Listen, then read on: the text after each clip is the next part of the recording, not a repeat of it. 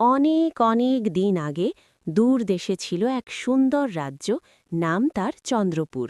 চারদিকে সবুজ বন, রঙিন ফুল আর ঝর্ণার মিষ্টি শব্দে ভরা ছিল সেই রাজ্য। রাজা ছিলেন দয়ালু আর প্রজারা সুখে শান্তিতে বসবাস করত। সেই রাজ্যে থাকত রাজকুমারী আরিবা। সে ছিল খুব সাহসী, দয়ালু আর প্রাণীদের প্রতি তার ছিল অগাধ ভালোবাসা। তবে তার মনে এক গোপন স্বপ্ন ছিল, রাজপ্রাসাদের সীমানা পেরিয়ে অজানা পৃথিবীকে দেখা। একদিন হঠাৎ আকাশ কালো হয়ে গেল, রোদ মিলিয়ে গেল, চারদিকে নেমে এলো অদ্ভুত অন্ধকার। ভয়ঙ্কর এক জাদুকর এসে রাজ্যের সূর্যের আলো চুরি করে নিল।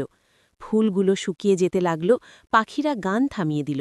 জাদুকর ঘোষণা দিল, যদি কেউ আমার জাদুর বন থেকে স্বর্ণ ফুল এনে দিতে পারে তবেই আলো ফিরে আসবে। সবাই ভয়ে নিশ্চুপ হয়ে গেল, কিন্তু রাজকুমারী আরিবা সাহস করে এগিয়ে এলো।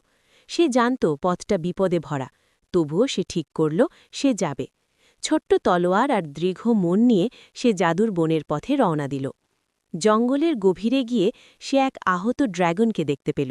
প্রথমে সে ভয় পেলেও বুঝতে পারল ড্র্যাগনটি আসলে নিরীহ। আরিবা তার ক্ষত সেবা করে দিল। ড্র্যাগন কৃতজ্ঞ হয়ে বলল, তুমি দয়ালু হৃদয়ের মানুষ, আমি তোমাকে সাহায্য করব। তারপর সে আরিবাকে পিঠে তুলে উড়িয়ে নিয়ে গেল বনের এক রহস্যময় স্থানে।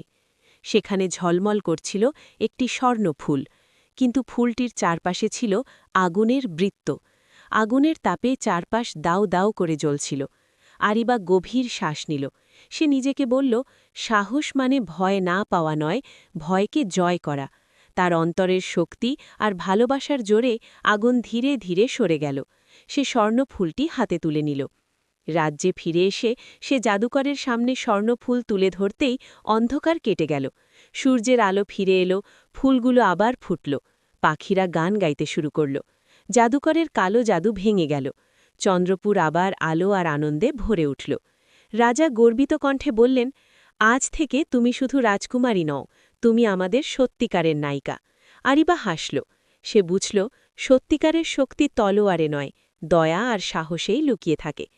তারপর থেকে চন্দ্রপুরে সবাই সুখে শান্তিতে বসবাস করতে লাগল, আর আরিবার সাহসের গল্প প্রজন্ম থেকে প্রজন্মে ছড়িয়ে পড়তে লাগল। গল্প থেকে যে শিক্ষা পেলাম, ভালোবাসা ও সাহস থাকলে যে কোনো অন্ধকার জয় করা যায়।